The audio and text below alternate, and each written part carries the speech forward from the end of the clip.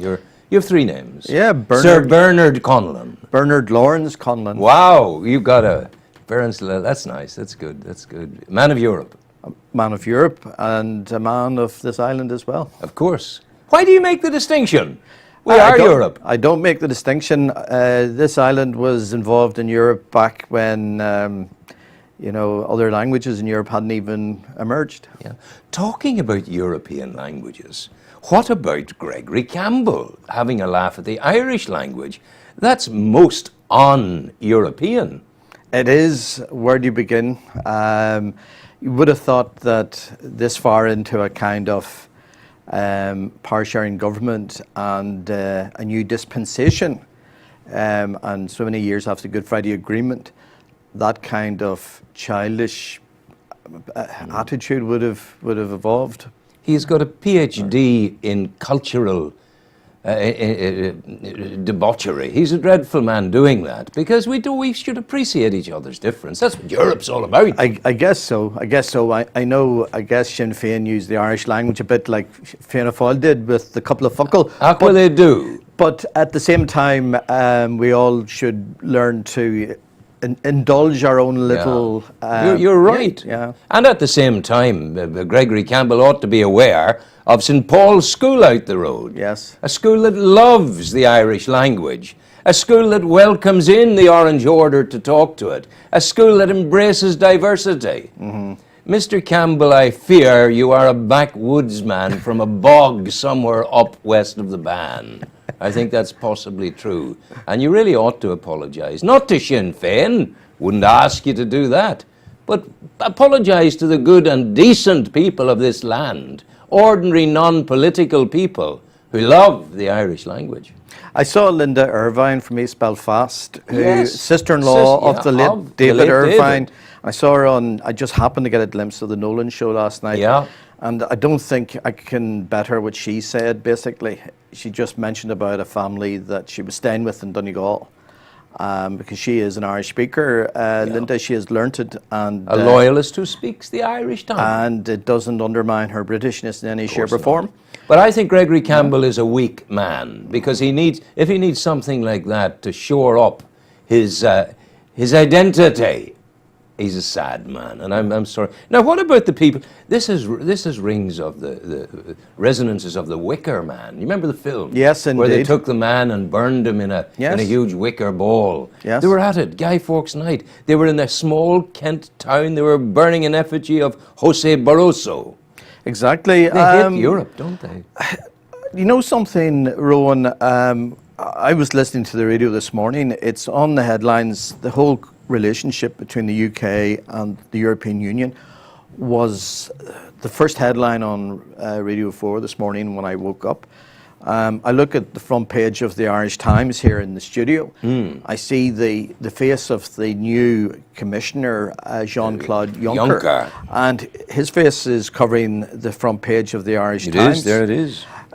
The whole issue, the whole question of Europe, the direction we're going in, and the UK's relationship with Europe is becoming quite toxic, actually. I mean, Barroso, the outgoing European Commissioner, an effigy was burnt in Edenbridge. That's it was Newbridge, in Kent. Yeah, Edenbridge. Edenbridge, yeah. I see that. It doesn't make any sense. Like we're going in the right direction. Saddam Hussein was the last one burnt. Goodness gracious. Art and Lance Wright, they have a tradition of burning contemporary hate figures. So Lance Wright, Saddam Hussein, you see Barroso joins some esteemed company there in Edenbridge in Kent. Yeah. And we have, there's a battle on now for a seat, and it's Mark Reckless. Imagine being called a politician called Mark Reckless. Well, as I was saying to you just a few minutes ago, Rowan, it's a gift to the tabloid headline writers. There's a by-election on the 20th of November, and Mark Reckless has defected to UKIP. Yeah. And give them a mini in Europe if we get that. Well, they have actually they actually won the majority of. I mean, they were the top number of seats in the European Parliament from the UK, but that wasn't taken too seriously because European Parliament elections can be seen as protest elections. It's often in Westminster elections are what really count. And UKIP have broken through the glass ceiling. They got their first MP in a by-election about a month ago. They almost got another MP in the north of England in a safe Labour seat. And now on the 20th of November, they're posed, they have a very good chance of winning another seat. Reckless is former Tory party defector. Looks like he could win a seat for UKIP in the southeast of England. Into the Parliament there, yeah. Now, the Eurozone, well, there's a forecast beginning to from the French Economic Observatory, a powerful body, who they know what they're talking about. Yes, exactly. They're saying we're beginning to slip back into recession. Well, this is, yes, it looks like the Eurozone is being described as a brake on the world economy at the moment. The world had been pulling out of recession, and the tsunami impact of the financial crisis in 2008. But Germany was steaming ahead. But it looks like the Eurozone is slipping back into recession, and this, as I say, very well-respected economic body in France has predicted the recession going forward. What's that going to mean for us? Well, first of all, the UK and Ireland obviously are linked into the European Union, have a close relationship. The UK obviously has a close trading relationship with the Eurozone. The Republic is a member of the Eurozone, so it will have economic impact. But there could also be political fallout. If you think that the Conservative Party, the Tory, if the Conservatives get re-elected, they've given a commitment to have a referendum in 2017. Yes. If the Eurozone is in economic recession 2017, the likes of UKIP will be able to say, where is the economic miracle that is Europe? It will add further fuel to the arguments of the Eurosceptics if the Eurozone has slipped into deflation. And that's one of the big fears, this whole question of deflation. And with great joy, UKIP will drive the stake even further into the heart of the European philosophy. Well, some kind of traditional or old-fashioned notions of British economic relationship could start to emerge. The likes of UKIP will probably be talking about rekindled trading links with members of the Commonwealth.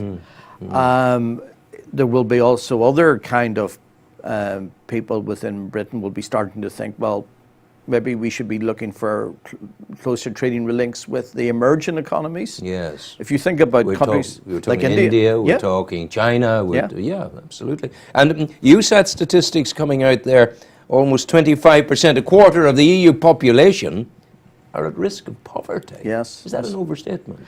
Well, again, it's from, if in journalistic terms, it's from a reliable source.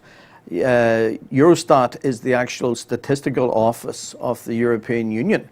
So this is the European Union analysing its own statistics coming from all the statistical offices of the member states. What Eurostat does, it compiles statistics from all the member state statistical offices. And so it's a fairly reliable indicator. Now, obviously, a fair number of those would be old Soviet Union satellite countries, Eastern European countries. Pulling us down. Although I noticed when I was looking at the stats yesterday, the Czech Republic has one of the lowest proportions of people at risk of poverty. So the Czech Republic has obviously made considerable strides, but the Romanias and the Bulgarias and the Slovakias of this world have very high proportion of people in a pretty powerless state. Bernard, if we are heading down, what can we here in Northern Ireland do about it?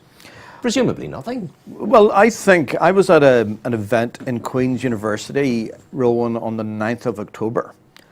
And it was a roundtable discussion with some eminent people. You had the head of the European Commission office in Belfast, Clet Fitzgerald, along with the Irish Times columnist who's also involved in the European Institute, I think it's called, in Dublin, Paul Gillespie, and a political scientist from Dublin, or from Cork, Mary Murphy, Dr. Yes. Mary Murphy. They were discussing, it was chaired by the professor who heads up the European Studies section at Queen's, and they had an all-day round table. They were actually, they were looking at the impact, or asking the question, what is the impact of Britain leaving, or the UK leaving the European Union on Northern Ireland? And I kind of indicated that us within this region are subject to forces beyond our control. There will be, and Paul Gillespie re-echoed what I had suggested, that we are subject to subvention shrinkage. The amount of money coming from the UK exchequer is being reduced, and we can see that very dramatically now. Coming in from the UK to us here in Northern Ireland. Yes. And presumably an extrapolation of that is money that we can expect to come from Europe will be in shrinkage dimensions as well. Well, Clet Fitzgerald made an interesting point. She said that she estimated that somewhere between 80 and 90% of farmers in this region are almost totally reliant on the Common Agricultural Policy, which is the European Union's support framework for agriculture. So she made the point that if Northern Ireland were to leave the European Union, lose the cap, access to the cap. Now, there was a UK member within the audience, and it was quite a lively interchange between some of the people in the audience who were obviously very pro-European, and Clet Fitzgerald.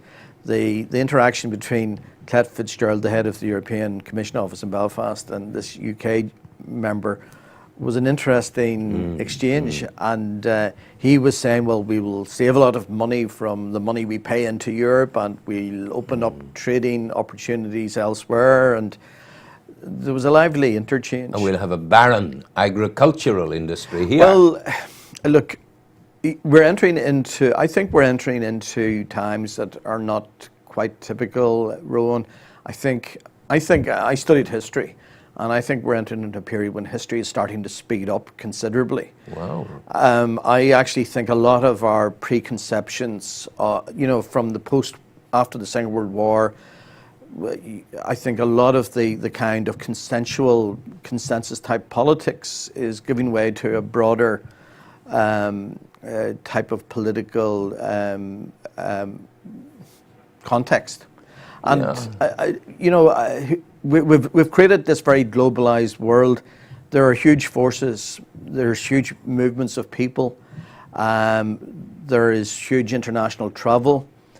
We're entering into a period when I think our traditional post-Second World War political process is subject to change. Yeah, and who is there any signals, any smoke signals on the horizon of the kind of geography of the changes, where they might take us, what the new influences on us might be? At the moment, our influences within Europe, the Americans, that's big stuff there, and that's how it is. But where will the new influences come from? Well, the new influences, Africa has in the last 20 years been subject to mobile telephony. Oh God, yes. And to some extent that has sparked a kind of, I suppose, a kind of an economic and social revolution of sorts in Africa, because people in Africa know about the lifestyles that people have elsewhere. They do. And they'll come looking.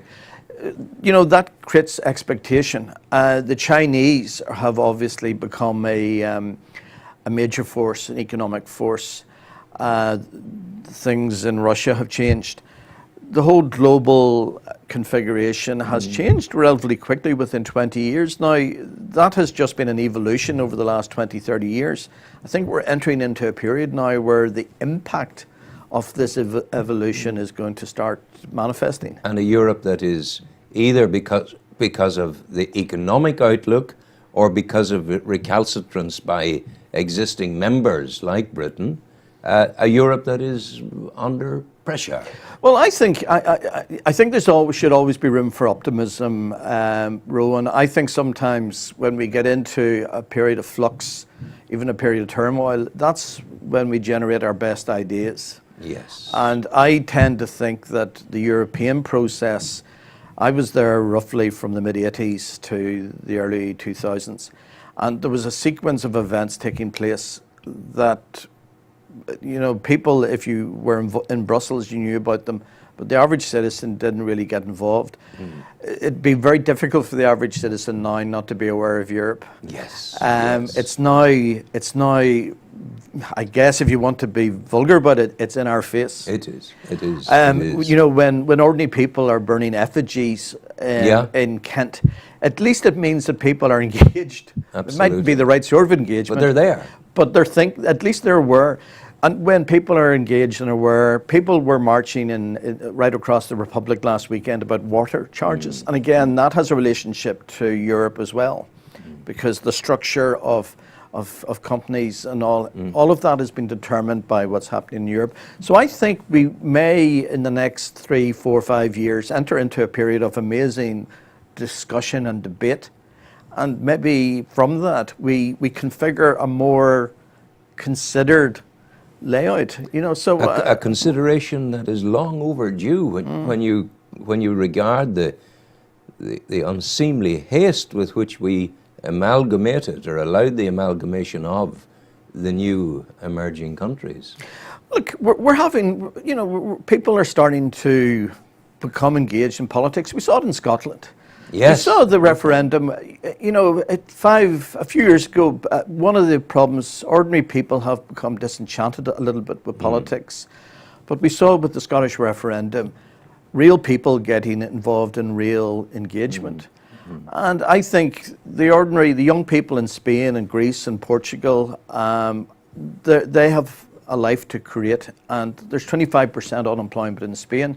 So when you have situations like that, people will get engaged and mobilized, I think. Bernard Conlon, once again you have put the flesh of humanity on the bones of political Europe. I thank you for doing that. God bless you. Okay, thank you Rob, for coming. Thank you.